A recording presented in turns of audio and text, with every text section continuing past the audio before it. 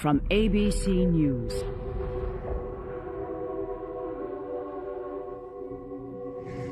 A television event. 100 years in the making.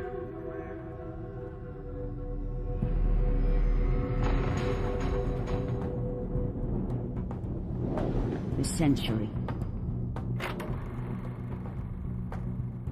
February 1933, Miami, Florida.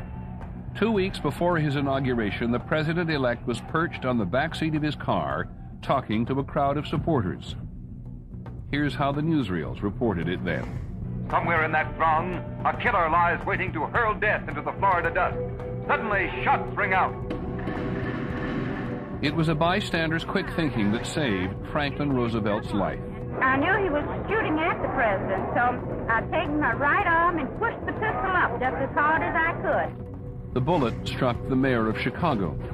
The president-elect held the mayor in his arms as they rushed to the hospital. "Don't talk," said Roosevelt. "It won't hurt if you don't talk." But the mayor was mortally wounded. The assassin went to the electric chair. Mr. Roosevelt went to the White House. The century coming apart.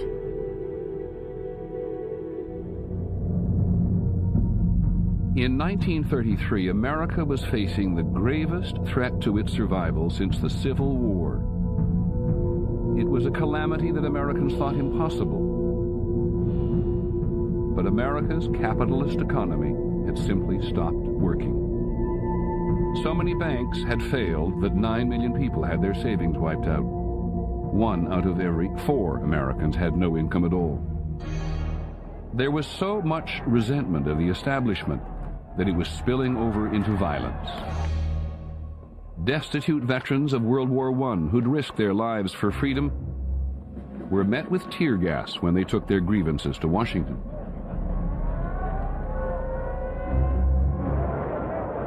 Some Americans, convinced that capitalism was dead, were marching in the name of communism. This was a worldwide depression, and in Germany it helped to make Adolf Hitler possible. In America, there were fears that democracy might not survive. In 1933, 34 days after Hitler became Chancellor of Germany, Franklin Roosevelt became President of the United States. Between the election in November and his inauguration in March, he had said almost nothing about his plans for the country, a country that was falling apart. On Inauguration Day, March the 4th, 1933, America was in the midst of the worst financial panic in its history. Americans everywhere had lost faith in the banks and were desperately trying to get their money out. There is a sense of fear developing in the country, a fear about whether our institutions were going to survive. The American economy seemed to be in the final stages of self-destruction. On the morning of Roosevelt's inauguration, Richard Whitney, the head of the New York Stock Exchange, steps to the rostrum to sound the gong to let the trading begin, and instead he announces the stock market is closing down.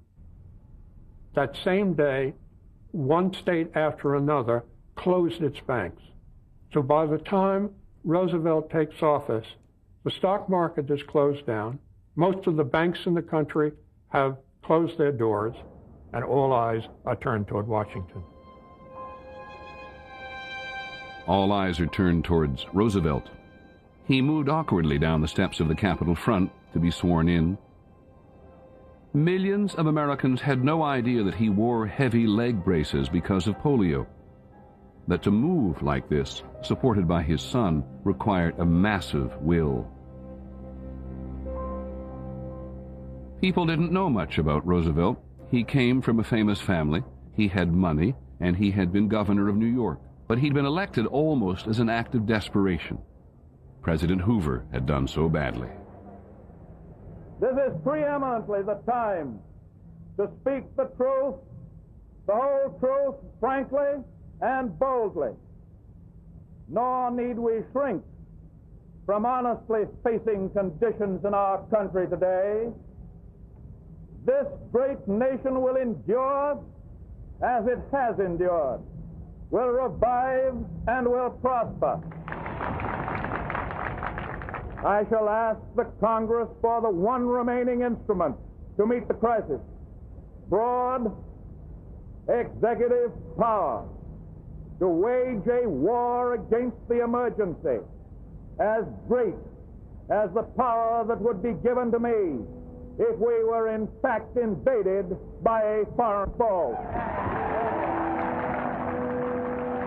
Roosevelt had, from day one, an extraordinary gift. When he spoke to people, they believed him, and he gave them courage. Americans across the country listening on the radio were so moved by his inaugural speech that 450,000 of them wrote him letters. Farmers, workers, and businessmen, black and white, from every section of the country. Roosevelt's White House had to hire a staff of 70 people to handle this volume of mail that ordinary citizens would write on lined paper and butcher paper and fractured grammar and poor spelling and all the rest of it. But ordinary people felt this sense of intimate connection with the person of Franklin Roosevelt. It was quite extraordinary. Roosevelt moved into office like a whirlwind. On his second day in office, he ordered all the nation's banks to close for 4 days. He called Congress into emergency session, and within a week he produced a bank reform bill. After only 38 minutes of debate, the House of Representatives passed it without even reading it. And then Roosevelt took to the radio to convince Americans that the banks could now be trusted. My friends, I want to talk for a few minutes with the people of the United States about banking. I want to tell you what has been done in the last few days and why it was done and what the next steps are going to be. We have provided the machinery to restore our financial system, and it is up to you to support and make it work.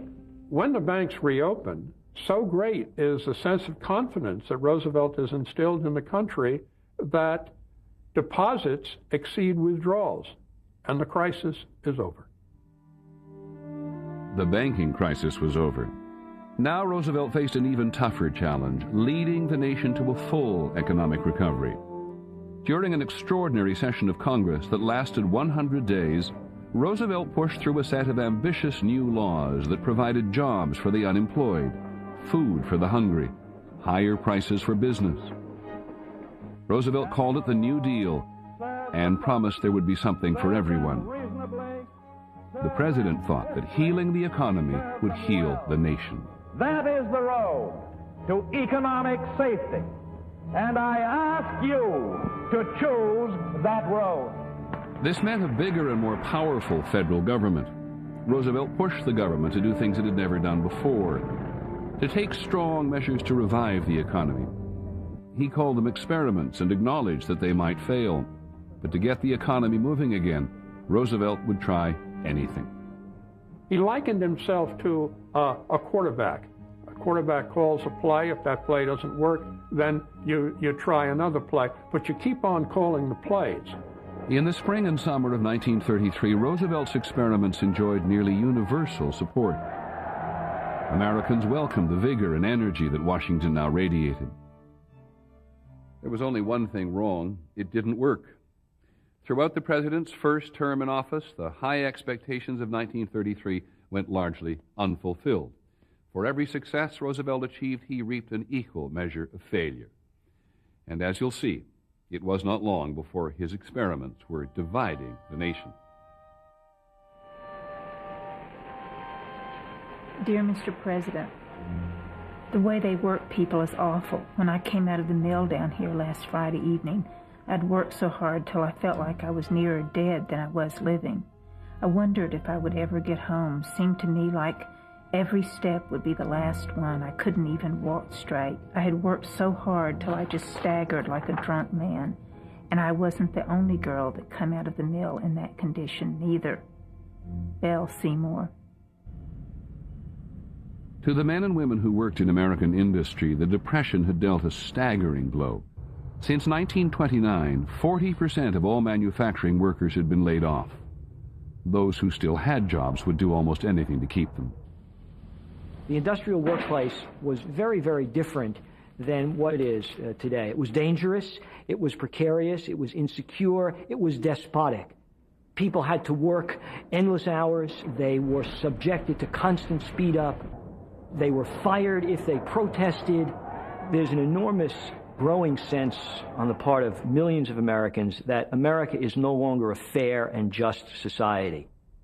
To those who owned the nation's industries, the issue was simple economics. Because of the Depression, business income had collapsed, and owners saw no alternative but to cut wages and lay people off. Roosevelt thought he had the answer, a way to get people back on the job and get business income back up again. It was the National Recovery Administration, the NRA. The NRA's Blue Eagle is born, and the nation's workers marched in the greatest peacetime parade of U.S. history. The NRA was unprecedented. It put the federal government in the controversial position of controlling prices and wages. The president launched a massive public relations campaign to encourage compliance. That is why I am asking the employers of the nation to sign this common covenant with me, to sign it in the name of patriotism and in the name of humanity. That is why I am asking the workers of America to go along with us in a spirit of understanding and of helpfulness. Roosevelt expected management and labor to put aside their differences, but their divisions were far deeper than he understood. His plan to bring peace instead led to conflict, much of it set in motion by one small paragraph of the NRA law, Section 7A. It was a sort of footnote to the bill. I don't think that Roosevelt himself was prepared for the kind of uprising that Section 7A, giving workers the right to organize, was going to lead to. Section 7A was a milestone in American labor history because it seemed to say that the President of the United States was endorsing the organization of unions. Section 7A, for the first time, established the legal right to join unions. Suddenly, workers everywhere were organizing and demanding better treatment from their bosses. In spite of the NRA, many factory owners were determined to resist. In 1930s America, the gloves were off. Corporate America deployed the most vicious, violent series of tactics. They stockpiled munitions for their private police and private armies who were prepared to beat and shoot workers who engaged in organizing efforts. The history of American labor in the 1930s is a very bloody history. In 1934, there was a wave of violent strikes. In Minneapolis, the Teamsters demanded recognition and tried to shut down business in the city. The communist-led longshoremen tried to shut down the port of San Francisco. In both cities, after bloody battles with police and even the National Guard, both unions won their demands. This was not what President Roosevelt had in mind. Roosevelt, in general, was opposed to strikes, whether they were radical or not, because he thought that they were interfering with the success of his recovery program. Roosevelt had never really established a strong affinity for the labor movement. He felt more comfortable as a kind of gentry paternalist, expressing his sentiments for the helpless, but not for those who might, after all, exercise power in their own right, that is, an organized labor movement. Section 7A had a particularly powerful effect on America's textile workers. In just 1 year, the United Textile Workers Union enrolled more than 200,000 new members. Conditions in the textile mills had long been oppressive. The mills were noisy and dark and dangerous. Wages were low. The work was relentless, 6 days a week, 12 hours a day. But in June 1933, it seemed conditions were about to improve. The textile industry agreed to abide by a code of conduct to be enforced by the NRA. The owners would get higher prices. In return, they would limit working hours and raise wages.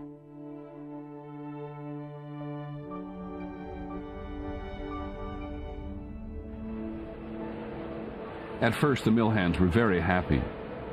Under the new code, they would get a pay raise, a 5-day week, and an 8-hour day. Before long, however, the owners began to bend the rules. What happened was the owners began to take away with one hand what they had given with the other. The workers called this code chiseling, and it consisted mainly of forcing workers to do as much work in 8 hours as they had done in 12. We call it the stretch yard because it is a system of adding machine after machine per worker until their minds crack and their bodies give way.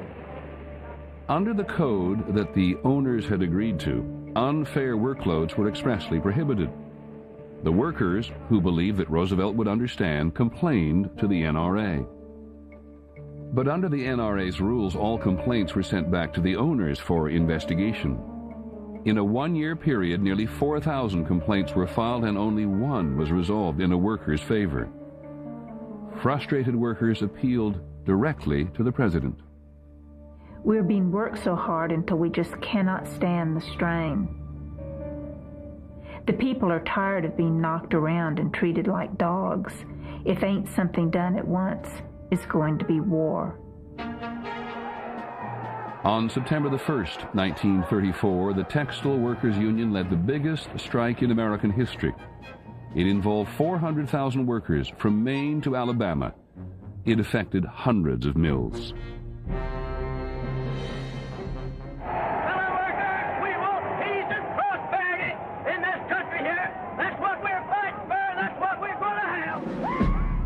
Various governors called out the National Guard to prevent the picketers from closing the mills down. In Georgia, the governor had strikers rounded up and held in a detention camp. German prisoners had been held there during World War I. It was an extremely volatile situation. People were, on both sides, were terrified and they were armed, and it was a disaster waiting to happen. They always blow the early morning whistle, you know. It was a wake-up whistle. Well, they blowed and blowed and blowed that whistle. I don't know whether it was to warn the people what to do or what, but that was the day that it happened. The worst violence took place in the small South Carolina mill town of Honeypath. Almost everyone worked at the Chicola mill, which was determined to break the strike. The company had all the power in town, and only half the workers were in the union. Early on the morning of September the 6th, a crowd of several hundred gathered at the mill. There were armed policemen outside.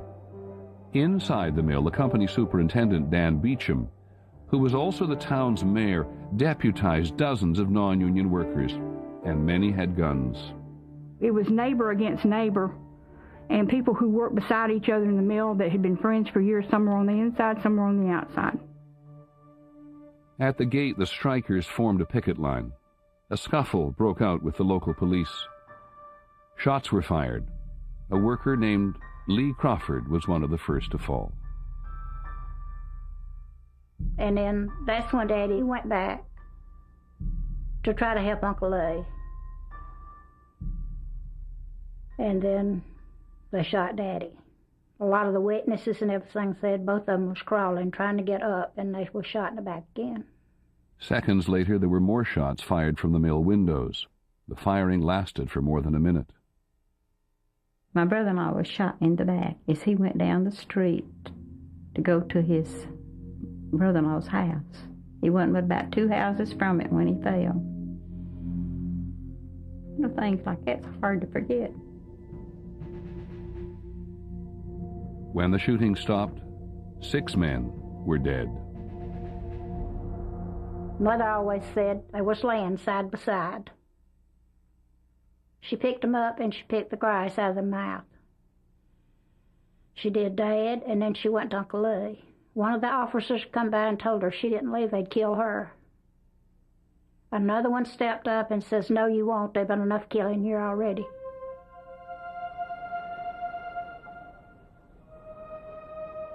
The dead workers were mourned as martyrs.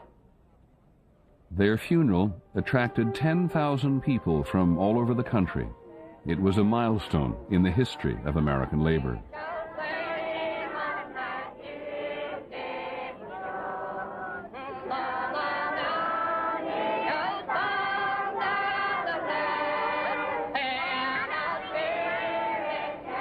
I believe that the people who were on strike at the mill went in to win. They absolutely thought they would win this because they had Roosevelt behind them. They had the New Deal, the NRA.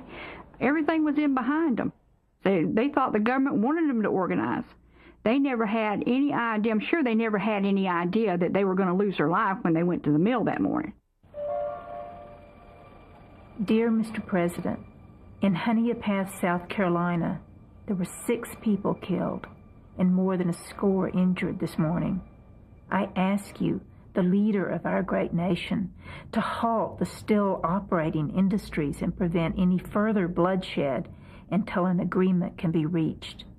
Trusting in you to lead us out of this and praying for you to be directed by the Almighty God, I am yours respectfully, Mrs. Dottie Henry. 2 weeks later, Roosevelt's aides worked out a settlement. The union would call off the strike, and the strikers would get their jobs back. Instead, almost all of them were fired. We tried to return to our jobs, but Mr. McKelvey said before he would work the union help, he would close the mill down, that you might run the U.S., but he was going to run the Loray mill. I've tried over 300 cotton mills for work, and they will not hire me because I belong to the union. There is starvation ahead if I don't get work at once. Please, for God's sake, help me get work.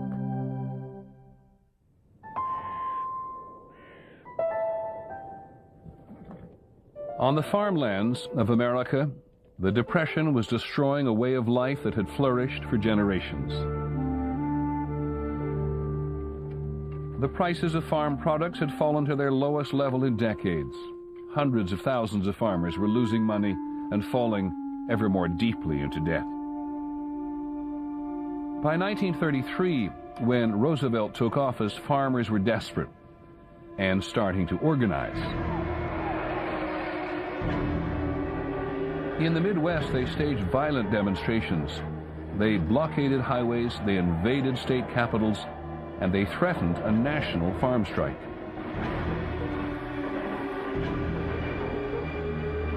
He's driven me out here to do what we're doing. I can't keep my family and live like a man should live. And there's 2 things that'll make a man or beast fight: hunger and protection of your offspring. Farmers everywhere were demanding action from Washington. It worried Roosevelt greatly that if something wasn't done swiftly and dramatically to remedy the situation in the countryside, there might very well be revolution in rural districts.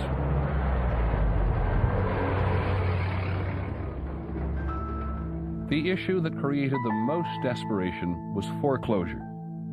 With no money to pay their mortgages, thousands of families were losing their farms. It just devastated them. Whole families. You can imagine, here's your home.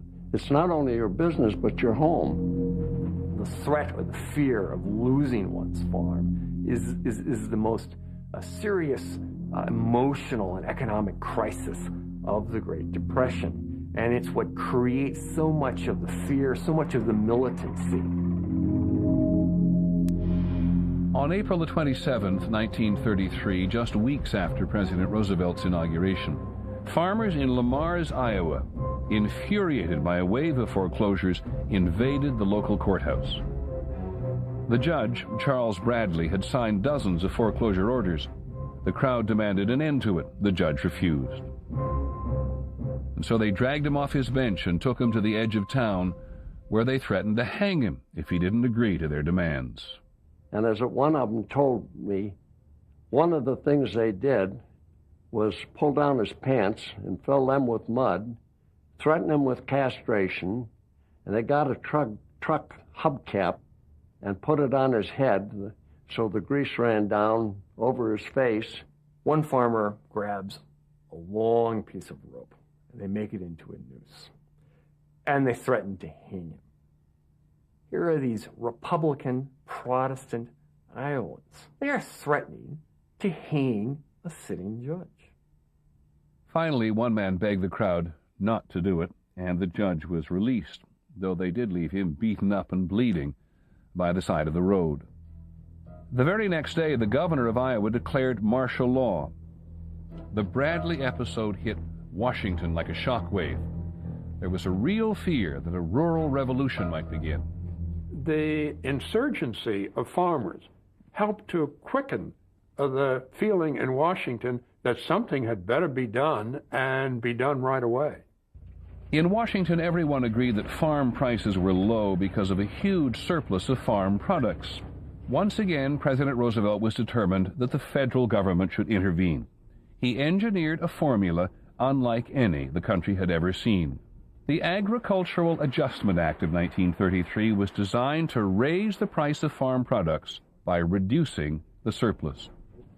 Farmers were paid to destroy millions of unsold pigs and to plow under 10 million acres of crops they'd already planted. The president's farm bill seemed to contradict the basic nature of farming. It actually paid farmers to produce less. It was a very sharp break with the traditions of the land. Many farmers were deeply offended at the idea of curtailing production. This was unknown to them. It seemed contradictory. It violated this basic sense of what a farmer existed for.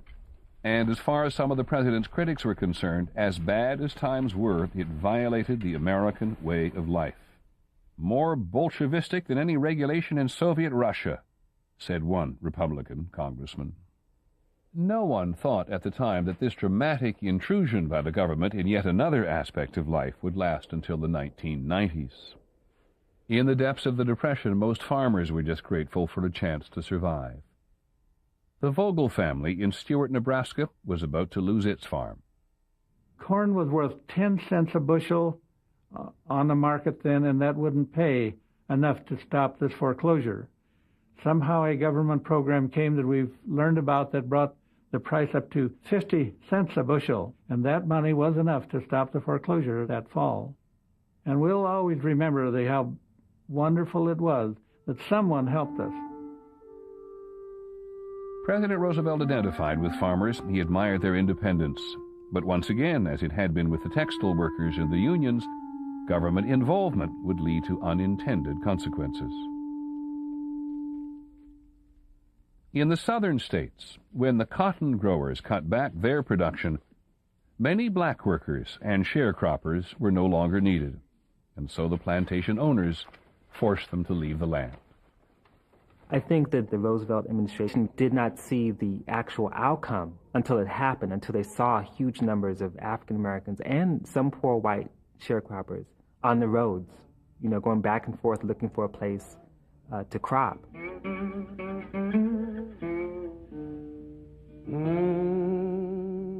Some left the South after being thrown off the land and moved to cities like Chicago and New York.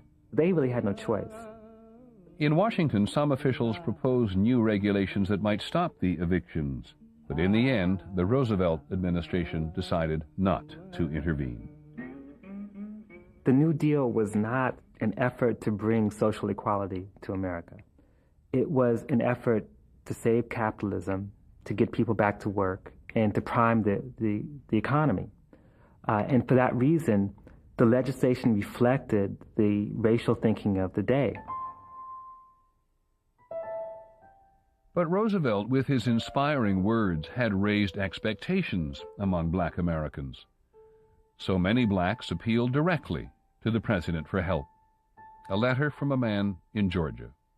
Your Honor, sir, I am down now. The relief hasn't helped me in a month. I'm begging you, please, sir, for food.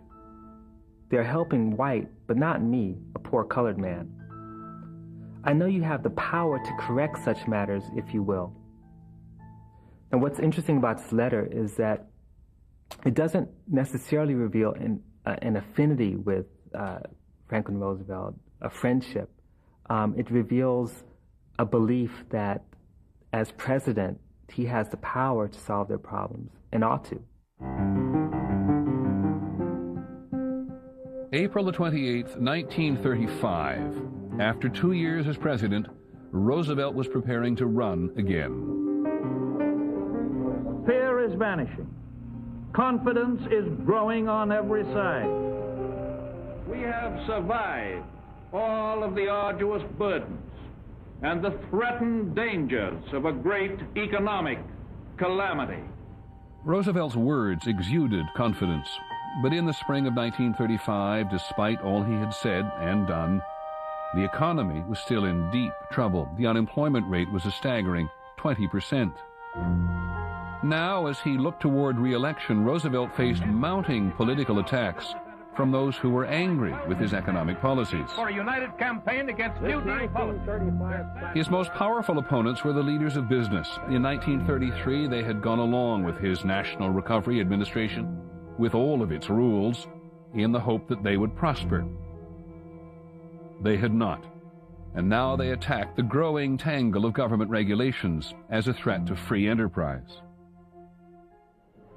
The businessmen were winning support even in the president's own party. Al Smith, who had been Roosevelt's mentor in New York politics, now said that Roosevelt's way was the communist way. There can be only one capital, Washington or Moscow. There can be only one flag, the Stars and Stripes, or the red flag of the godless Union of the Soviet. You get an increasing hostility to Roosevelt of the bitterest sort being expressed by the captains of industry in America. They call him a traitor to his class. They accuse him of trying to Sovietize America. They truly hate him. Now, what did Roosevelt do with your fellow townsmen? And Senator Huey Long of Louisiana, a demagogue if ever there was one, denounced Roosevelt with equal fervor for doing too little with government. Long eagerly promoted his own plan. We propose that no family will have less than from $5,000 to $6,000 of the homestead, the things that it goes to make a home, and no family will have less than from $2,000 to $2,500 annual income on top of that. According to Long, the cure for the Depression was simple. The rich had too much money. It should be taken away from them and given to the poor. Based on his Share the Wealth plan, Long developed a national following and boasted that he would be the next president of the United States. Who then is the inflationist? Roosevelt or the National Union? From Detroit came another voice preaching simple solutions. Father Charles Coughlin, the radio priest, blamed the Depression on a conspiracy by the bankers. Coughlin, who had 40 million listeners a week, called the president a betrayer and a liar. And so, Mr. Roosevelt, who was very loquacious in 1933 about driving the money changers out of the temple, is now bent upon another policy. I think driving the workmen out of decent annual wages. Both Coughlin and Long charged the president with neglecting the needs of farmers, workers, the elderly, and the poor.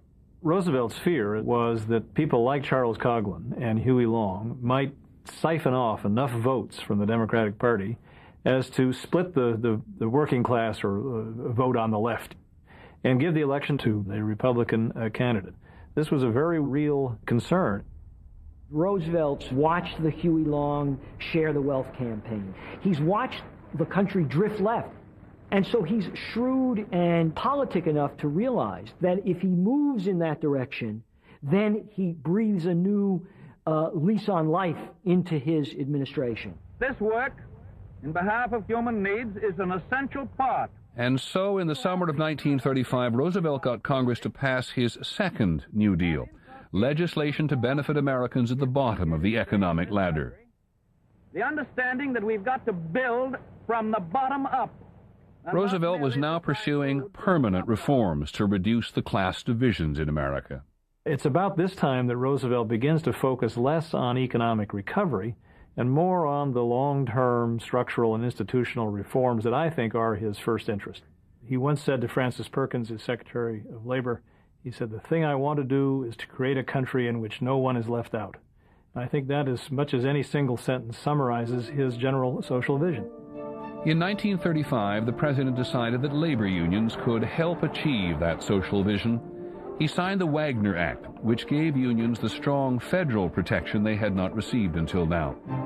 It reflected Roosevelt's new understanding that workers were also consumers whose purchasing power could strengthen the economy. The vision of the New Dealers includes as a central premise that capitalism could be saved and should be saved by redistributing the way the economic system distributed its wealth and income.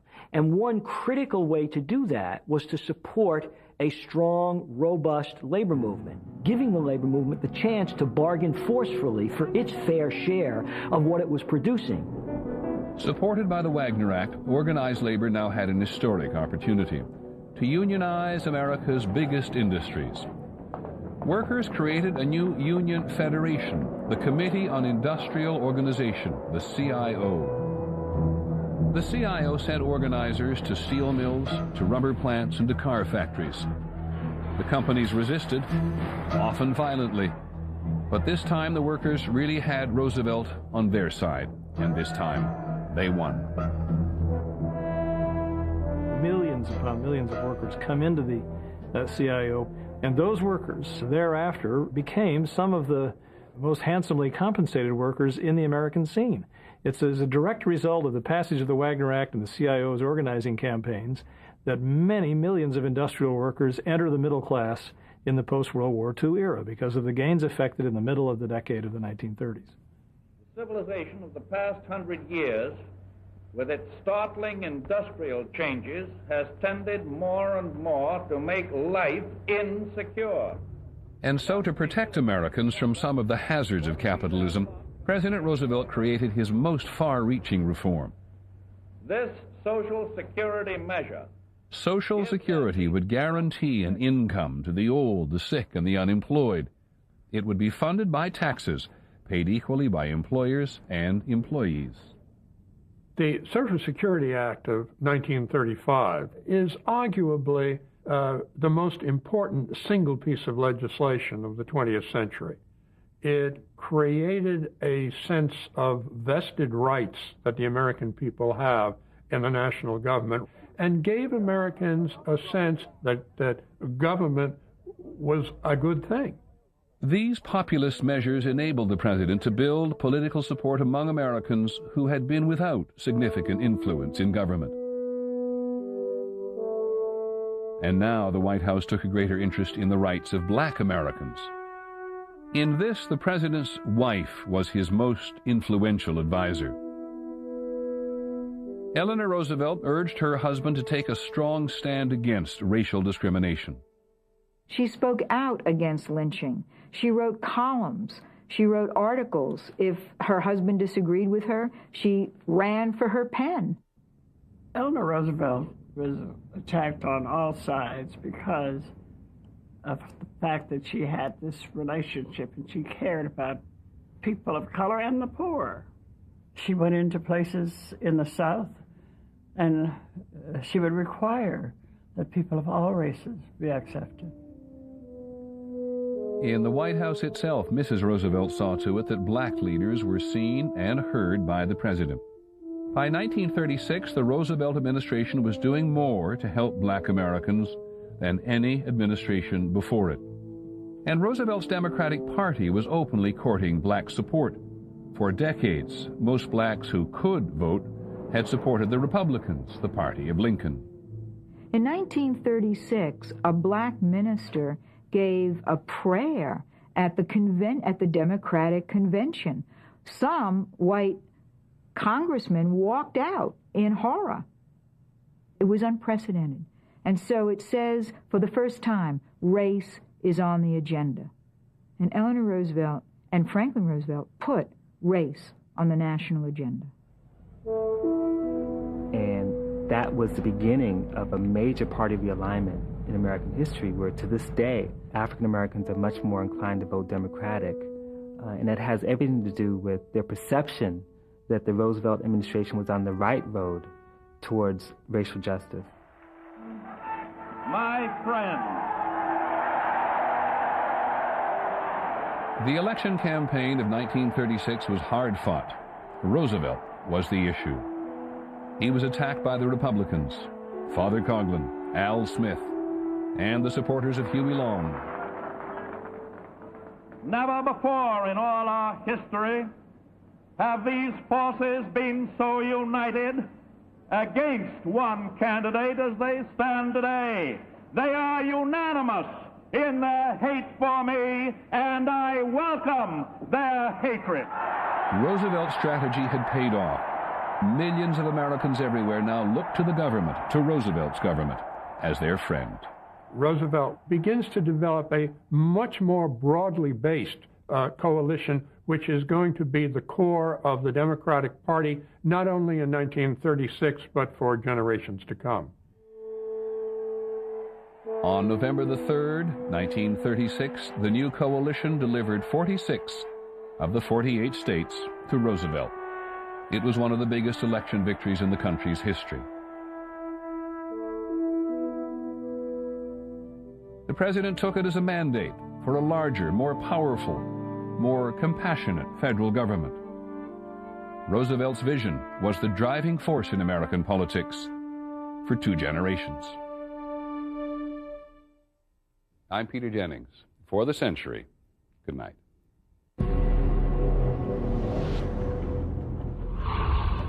You can read more about this remarkable time in the century, written by Peter Jennings and Todd Brewster, published by Doubleday and sold in bookstores everywhere.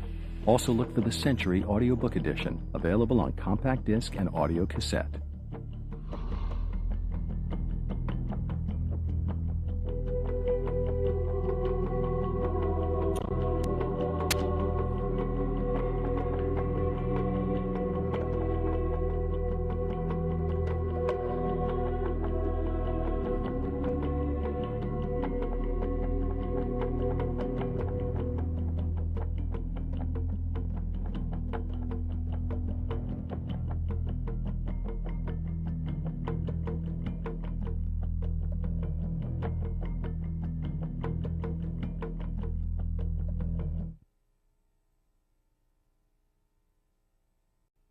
From ABC News.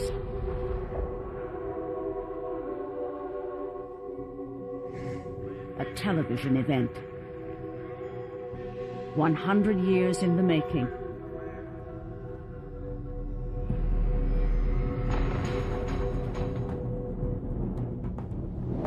The Century. February 1933, Miami, Florida. 2 weeks before his inauguration, the president-elect was perched on the backseat of his car, talking to a crowd of supporters. Here's how the newsreels reported it then. Somewhere in that throng, a killer lies waiting to hurl death into the Florida dust. Suddenly, shots ring out. It was a bystander's quick thinking that saved Franklin Roosevelt's life. I knew he was shooting at the president, so I taken my right arm and pushed the pistol up just as hard as I could. The bullet struck the mayor of Chicago. The president-elect held the mayor in his arms as they rushed to the hospital. "Don't talk," said Roosevelt. "It won't hurt if you don't talk." But the mayor was mortally wounded. The assassin went to the electric chair. Mr. Roosevelt went to the White House. The century coming apart.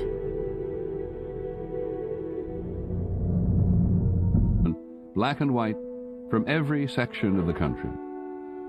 Roosevelt's White House had to hire a staff of 70 people to handle this volume of mail that ordinary citizens would write on lined paper and butcher paper and fractured grammar and poor spelling and all the rest of it. But ordinary people felt this sense of intimate connection with the person of Franklin Roosevelt. It was quite extraordinary.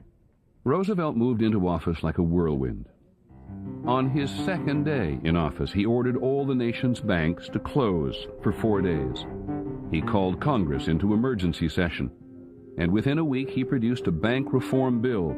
After only 38 minutes of debate, the House of Representatives passed it without even reading it. And then Roosevelt took to the radio to convince Americans that the banks could now be trusted. My friend, I want to talk for a few minutes with the people of the United States about banking. I want to tell you what has been done in the last few days and why it was done and what the next steps are going to be. We have provided the machinery to restore our financial system, and it is up to you to support and make it work. When the banks reopen, so great is the sense of confidence that Roosevelt has instilled in the country that deposits exceed withdrawals, and the crisis is over. In 1933, America was facing the gravest threat to its survival since the Civil War. It was a calamity that Americans thought impossible. But America's capitalist economy had simply stopped working. So many banks had failed that 9 million people had their savings wiped out. 1 out of every 4 Americans had no income at all. There was so much resentment of the establishment that it was spilling over into violence. Destitute veterans of World War I who'd risked their lives for freedom were met with tear gas when they took their grievances to Washington.